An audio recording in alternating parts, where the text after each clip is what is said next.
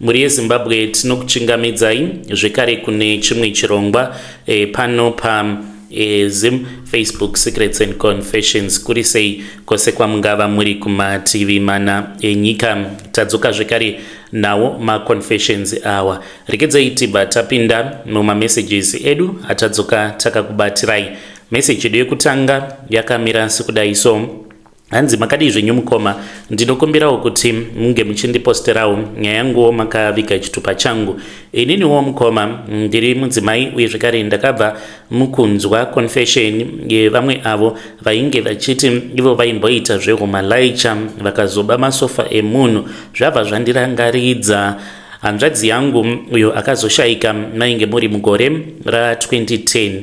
Takamuitira a go back to sender. Akatanga kuita zvehumalaicha mainge muri mugore ra2009, end of 2009, mushure mekunge atengeserwa motikari nemurungu uyo waainge achishandira. Saka tainge tichigara kumaprazi. Murungu wacho akatombomubvunza kuti une shuwa here nezvauri kuda kuti unge uchiita izvi, kuti uri kuda kusiya basa kuti unge uchizotakura zvinhu zvevanhu, wadiwa shanda. Saka iye akati ndo zvainge zviine mari, ende makore acho iwawo vana malaicha ndo vainge vachitoita mari because mabhazi ainge achiri mashoma. Akatanga kutakura zvinhu zvevanhu akatoita trip yekutanga akadzoka. Paakadzokera ndo paakatanga kuchema chete, sisi zvinhu izvi hazvina mari. Ndikati neizve? Akati kwandiri, unozosara wosvitsa zvinhu zvevanhu but unenge usisina kana mari. Ndokubva anditi ainge ava kufunga kuti ange achitengesa motikari, ende ndinozvidemba kuti dai ndakangomuudzawo kuti ange achitengesawo motikari sezva ainge akaronga. Zvimwe kuda angadai asina kuzofa mwana waamai vangu, but ndakati usaita zvinhu zvakadaro kuti watenga mudziyo wopedza zvekare woutengesa. Chimboita izvozvo uchishanda pashoma nepashoma kusvika zvichizoita akazoenderera mberi nebusiness rake iroro rehumalaicha. Fast forward, akabva achizotora zvinhu zvevanhu ndokubva achizoenda nazvo. Iye paakandifonera akandiudza kuti ainge atorerwa mari yakawandisa pabhodha ende ainge asisina kana mari yekuti ange achizoenderera mberi nerwendo rwake. Ndakabva ndamubvunza kuti saka uchaita sei? Akabva ati pano pabhodha pane vamwe mai avo vandiri kutaura navo. Ndikati vari kuti kudii amai ivavo? Akati amai ava vari kuti ivo kana ndichida ndinokwanisa kuvatengesera mbedha. Ndikati iwe zvinoita here kuti unge uchitengesa zvinhu zvevanhu? Akati ndikatengesa mbedha uyo ndinenge ndombovhara then pandinozodzokera kuSouth Africa ndobva ndatenga umwe mbedha ndinokwanisa kupabuda nekuti pangori neoperation. Ndikabva ndati ndiwe uri paground, koma koti ari kuti kudii because vainge vari vose nemuroora wangu. Akati handina kumbomuudza ini nekuti kana ndikamuudza anoita BP because mari handisisina, hapasina kana profit, tangofambira hedu mahara. Ndikati sezvo uri iwe uri paground ndiwe unoziva kuti unofanira kuti unge uchiita sei. Saka akataura nevanhu vepabhodha ipapo. Haana kuzotengesa mbedha wega, ainge aine masofa manyowani mukoma. Masofa iwawo ainge akatotengwa nevamwe amai avo vainge vachishanda pane rimwe prazi, vainge vakamatenga kwa OK masofa acho iwawo. Ndokubva amatengesera umwe murume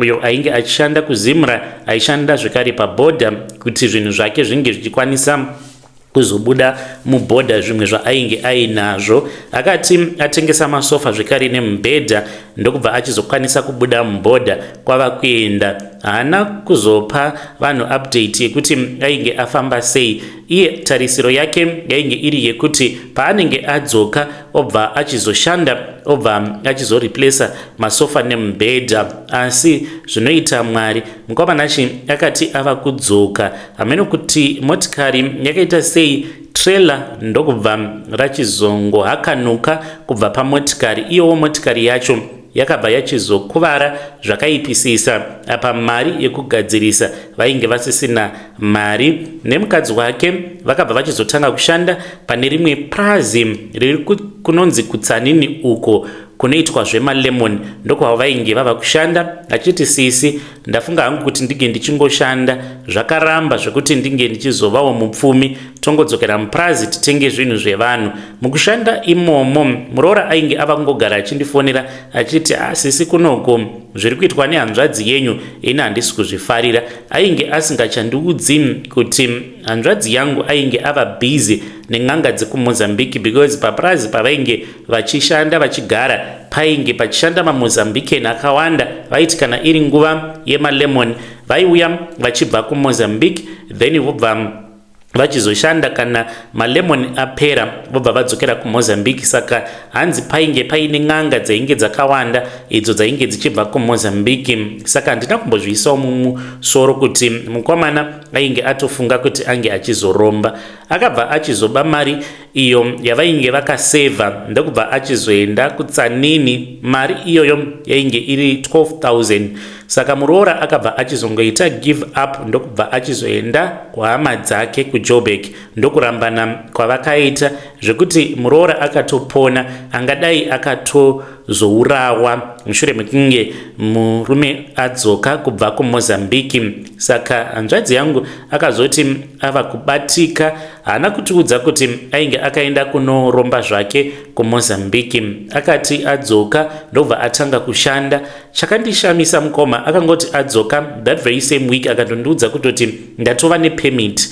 Mazuva acho iwawo mukoma mapurazi aipiwa mapemit but ainetsa kuti ange achibuda unge uchiwana permit because varungu vaizviziva kuti unongotora permit wobva watotiza wototsvaka pamwe apo pekuti unenge uchipiwa mari yakawanda. Saka akatondiudza kutoti ndatova nepermit and ainge asiri mapemit emumapurazi aya general workers permit. Pasina kana nguva munhu ava kutotanga kutodriva motikari yake yekutanga yakatenga kubva aita accident nekuzotambudzika yainge iri Nissan hardboard dziya dzinoshandiswa nevarungu mumapurazi. Zimotikari iroro mukoma rainge rakadhizainwa zvekuti wainyatsokuona kuti iyi motikari inofamba nemunhu ane mari even though yainge iri Nissan hardboard. Paakauya kwandainge ndichigara kuDendron nemurume wangu takashamisika, kana vanhu vose vepakomboni avo vainge vachimuziva vakashamisika sezvo mumapurazi makazara makuhwa. Vanhu vakabva vatoudzana very fast kuti mukomana ari kunoku uyai mupiwe mari dzenyu. Saka vanhu vakatouya vaine tarisiro iya yekuti ainge achazovaudza mastori. Mukomanashe handina kunge ndakaziva kuti mari inokwanisa kuunganidzwa panzvimbo imwe chete igowanda kudaro. Vakati vauya vanhu vachivirima nehasha vachiti tikuda mari dzedu, avo vainge vaine mibhedha zvekare nemasofa, zvinhu zvainge zvakatengesewa. Saka akabva achizongobuditsa chibhegi chainge chakazara nemari akaita yekuvatema nemari iyoyo. Akati muri makava stereke vanhu munofungidzira kuti ndingatadza kukupai mari yekuti mutenge mibhedha, zvimibhedha zvamakatenga mumakula nezvimasofa zvamakatenga mumakula, ndokuita kuvatema nemabhanduru emari.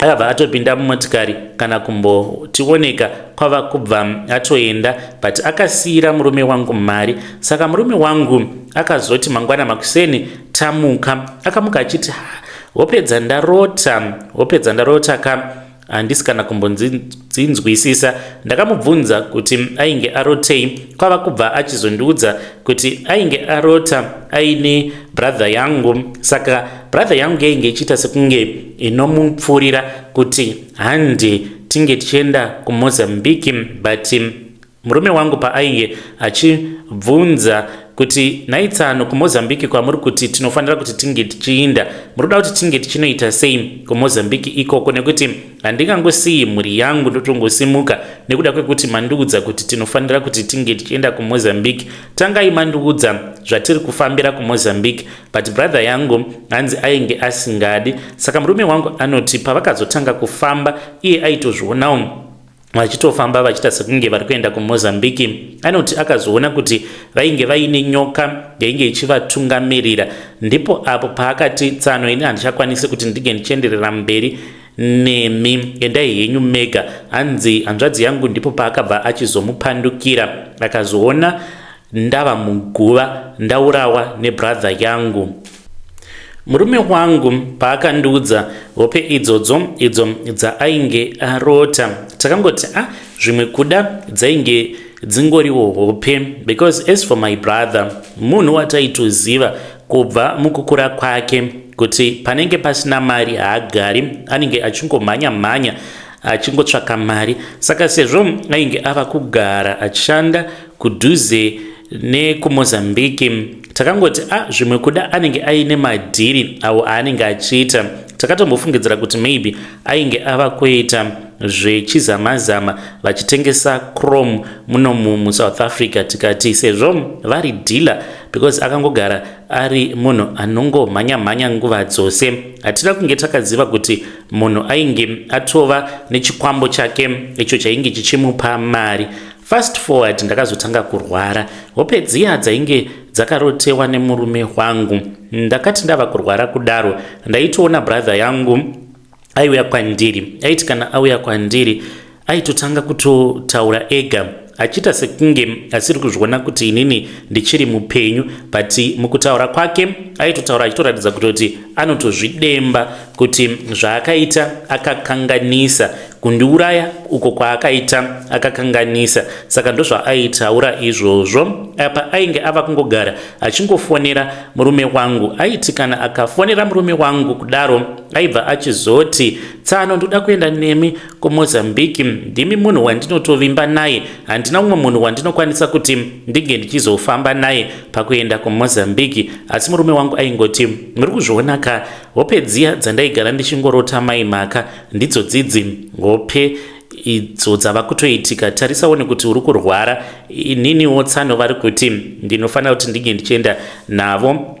kuMozambique. Takabva tachizoenda kunonzi kuBochum, uko kwatakanobetserwa neumwe muprofita wenguo tsvuku. Takati taendako mukomanashi, ndo patakabva tachizoudzwa kuti brother yangu ainge akaromba, aiva nenyoka yake yainge achishandisa kutotema kwaainge akaita vanhu nemari. Ainge akatovapa mweya wejambwa nemunyama, ndokusaka asina kuvagamuchidza mumaoko. Ndikanzi ndaifanira kuti ndige ndichizofa ini within 3 days. Muprofita iye akati, mune lucky maimi, manga muchifanira kuti munge muchizotofa after 3 days kubva iro rino zuva, ndiri kuona mutori mumochwari. Tikabva tati saka toita sei? Vakati kwandiri madzibaba ivavo kuti munge muchinzi muchapona nhasi uno, muri kufanira kuti munge muchitonohaika, munge muchitoenda kumusha. Kana masvika kumusha, munofanira kuti munge muchizotora ivhu repamunhanga mobva maisa mumvura mobva manwa, asi mvura yacho inofanira kunge iri mvura inenge ichidziya.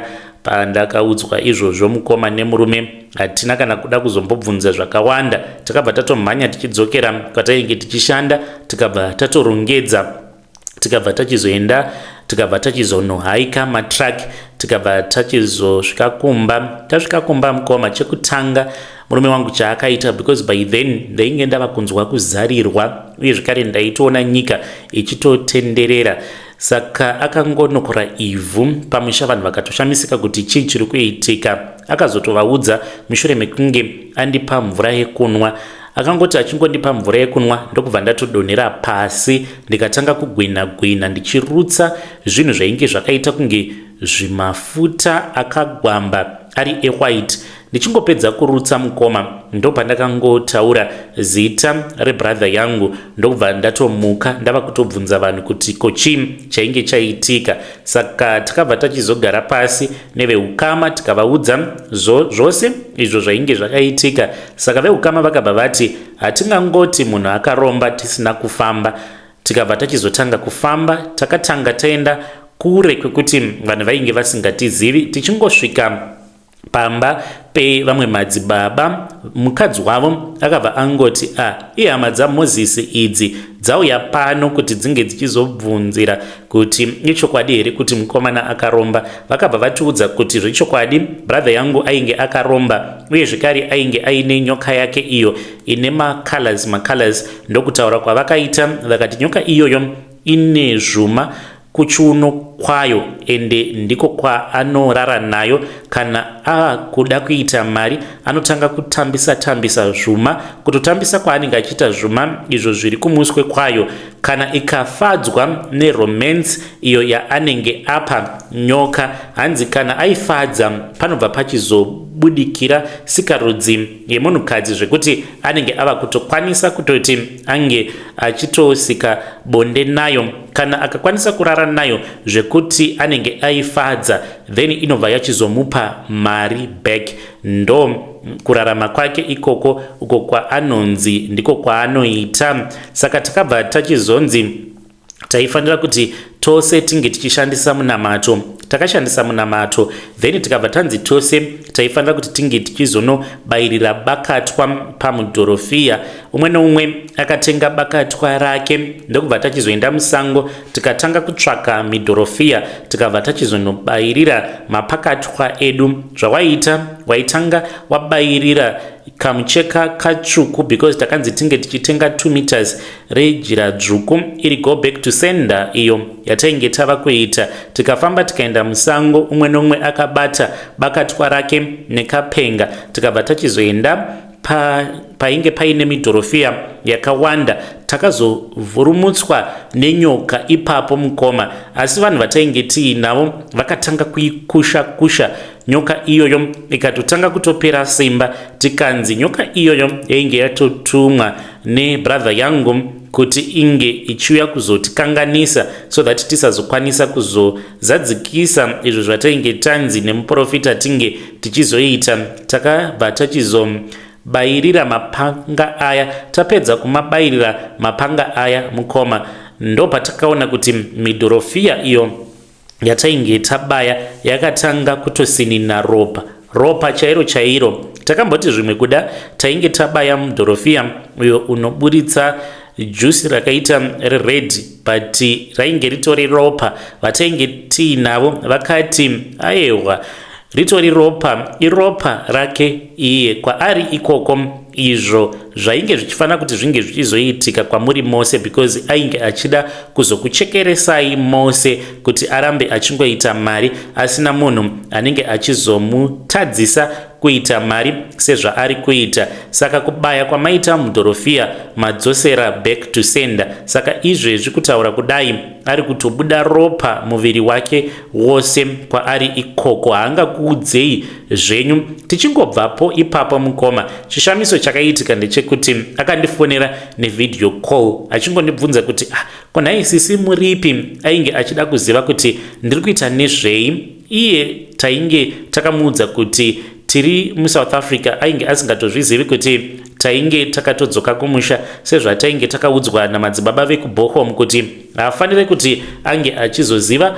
movement kuti muri kumbofamba sei, nekuti kana akangozviziva kuti movement dzenyu dzakamira sei, mukomana ari kuzokugadzirirai good size. Saka taingoita sekunge tainge tirimo mudendron. Asi aiti kana akati sisi ndoda kuya kuzokuonai, ndobva ndati handiko, takabuda tiri kuchechi. Obva abvunza kuti kuchechi kwacho kupi, because ndoda kuti ndinge ndichinamatirwa, zvinhu zvangu hazvisi kufamba. Saka tiri pavideo call kudaro, murume wangu ainge akadongorerawo but asingaonekwi. Ndiye akazotondiudza kuti tariraone kuti tsano vakazara ropa kuface kwavo. Pandakazotarisa ndo pandakaona kutoti ainge achidikitira, but achidikitira ainge achidikitira dikita rainge rakaita kunge ropa. Ndokubva ndatodropa call. Akazongoramba ondifonera. Takazodzoka kuSouth Africa, ndipo apo patakazonzwa zvichinzi ainge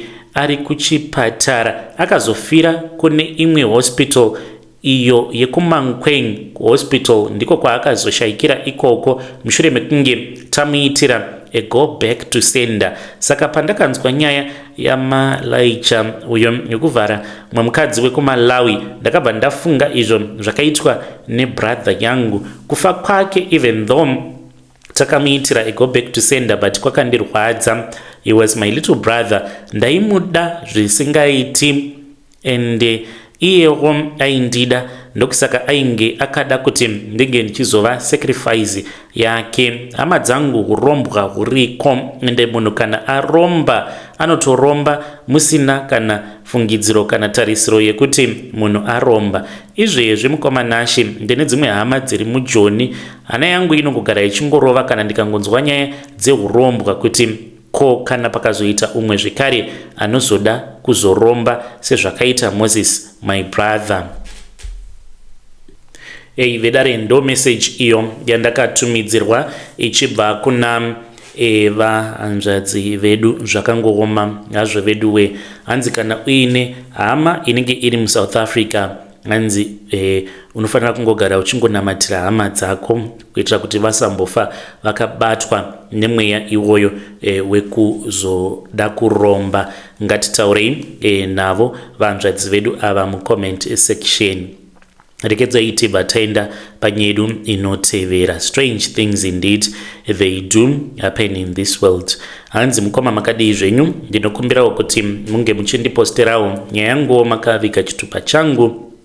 Izvi ndizvo zvatinoita musi wa6 January. Ndatova ne3 years kubva zvandakatanga kushandira amai avo vandinoshandira. Vane mabusinesses avo avainawo akati one day muno muSouth Africa, but business randiri kuda kuti ndinge ndichitaura nezvaro ravo amai ava icrash iyo yavainayo, but crash iyi yakazotova chikoro because vatova nevana vanodzidza pachikoro pavo kusvika pagrade 3. Vamwe vacho vakatobva navo kubva vachiri vana vadiki mucrash mavo. Saka zvatinoita musi wa6 mukoma vakati nekuda kwekuti vanovimba neni vainge vachida kuti ndige ndichiziva masecrets avo anoita kuti mabusinesses avo ange achizofamba. Vamwe paya pamunenge muchitsanya pama10 days, ivo vanenge vakatotsanyawo vachitira kuti zvegore iroro business ravo ringe richizofamba zvakanaka. Saka musi wa6 ndipo pavanopedza mutsanyo wavo. Zvavanoita mukoma ndezvekudai vanoenda neng'anga kucrash like iro rinori gore. Takabva tachizoenda tikanotora imwe ng'anga, tatora ng'anga iyoyo takabva taenda nayo kucrash, ikabva yanoroverera hoko. Pane hoko 4 idzo dzainoroverera pacrash. Hoko yekutanga inorovererwa pagedhi, but nechekunze kwegedhi, because pacrash maparents anoti kana achiuya kuzosiya vana pane pavanopaka motikari dzavo padhuze nepagedhi zvekuti mwana anobva angoburuka obva atoti mucrash. Saka hoko vanoiroverera ipapo apo panopaka motikari panenge pakanangana nedhoo rekumashure kuti mwana achingonoburuka obva atsika hoko iyoyo, ndipo panorovererwa hoko iyo inenge yakarovererwa the previous year inofukunurwa huri usiku neng'anga yacho inobva yachizopiswa. Madota acho anochengetwa muofisi yavo. Ofisi yacho iyoyo haishandiswi neumwe munhu kunze kwavo, ivo vari vega ndivo vanoshandisa ofisi iyoyo. Saka munenge muine madota awo ehoko iyo inenge yakashanda gore rapfuura racho. Saka madota iwawo vanombopota vachimbomamwaya mumaclassroom. Saka hoko yenumber 2 inorovererwa zvekare apo patinopinda napo tava kupinda mumaclassroom. Vanoroverera zvekare hoko kuitira kuti vana vange vachizowanda pacrash nekuchikoro kwavo. Then koita imwe hoko zvekare iyo inorovererwa kuseri kwebuilding. Hoko iyoyo ndiyo inochengetedza chikoro kubva kumbavha, kubva kune zvimwe zvinhu izvo zvinozokonzeresa kuti vanhu vasazoda kuti vange vachiunza vana vavo pacresh ipapo. Then koita zvikare imwe hoko inozorovererwa iyo yavakaramba kuti vange vachizondiudza kuti hoko iyoyo basa rayo nderei. Saka ndohoko idzo dzinorovererwa musi wa6 each and every year mushure mekunge dzimwe dzacho dzadzurwa. Saka zvimwe zvekare izvo zvatinozoita, even though ndichivashandira samaid, dzimwe nguva mukomanashi ndinotomboenda ndichinotora plastic bag iro rinenge riine mapampers vanokwanisa kuswera variko kucrash vachingoita sekunge vanenge vachibatsirana nevasikana vamwe vanovashandira vanozondifonera vobva vati uya kuno. Ndinototora motikari, pane imwe motikari iyo yandichangoti BMW yeblue haifambi neumwe munhu kunze kwangu. Basa rayo mukoma nderekungoenda kungonotora mapampers ndichienda ndichinomasiya kumba kwen'anga. Mapampa iwawo anenge asina kumbowanda, anenge ari maviri kana kuti matatu awo andinozoenda nawo kumba kwen'anga. Izvi ndizvo zvandinoita ndichibetsera murungu wandinoshandira.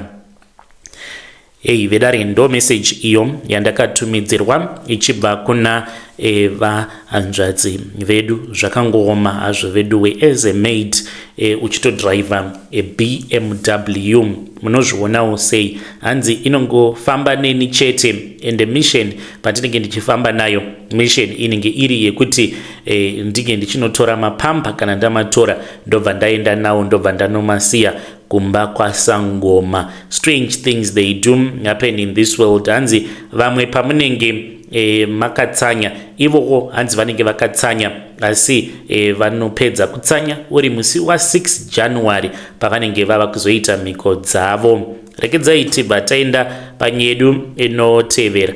Nyedu inotevera yakamira sekudai. Hanzi makadi zvenyu mukoma, ndinokumbirawo kuti munge muchindiposterawo nyaya yangu makaviga chitupa changu. Ndine zvandakaudzwa naamaiguru. Amaiguru manje vava kungogara vachifungidzira kuti ndinokwanisa kuzovatengesa kumurume wavo. Tainge tagara tichiendawo kuchechi kwevamwe papa. Saka amaiguru vakazobva kuno kuCape Town. Panguva yacho iyoyo vainge vachida mwana, vakatondiudza kutoti zviri kuramba mainini, ndiri kuda kuti ndinge ndichizvara mwana wekupedzisira. Saka vakabva vati vainge vabhuka kuti vange vachinoita 1-on-1 napapa. Vakabva vachizoendako. Pavakadzoka mukoma vainge vangova somehow vaingogara vari zim. Kana ukaenda kumba kwavo wainge usingachaoni mufaro wavo apa vaigara vari munhu anotaurisa. Fast forward vakazondidaidza one day vakanditi mainini ndiri kuda kuzviuraya ini. Ndikati kosei muri kuda kuzviuraya? Vakati nekuda kwekuti ndakabatwa naProphet pandakaenda ku1-on-1. Ndikati muri kurevesa here zvinhu zvamuri kutaura izvi? Vakati hongu. Vakandiudza zvose zvakaitika kuti vakanzi kuti unge uchizobata mwana unofanira kuti unge uchirara neni. Vakaramba vakanzi. Saka kana wadaro ziva kuti uchaenda kugehena nekutya. Vakabva vachizorara nemunhu waMwari ndokubva vachizodzoka kunoku. Hapana kumbotora nguva ivo vanoti vakazoona kuti vainge vabatira pamuviri. Ndakavabvunza kuti nhumbu yacho haisi yaProphet here? Vakati kwete, haisi yavo, nekuti vakatoita 2 months dzakateverana vachitotevera.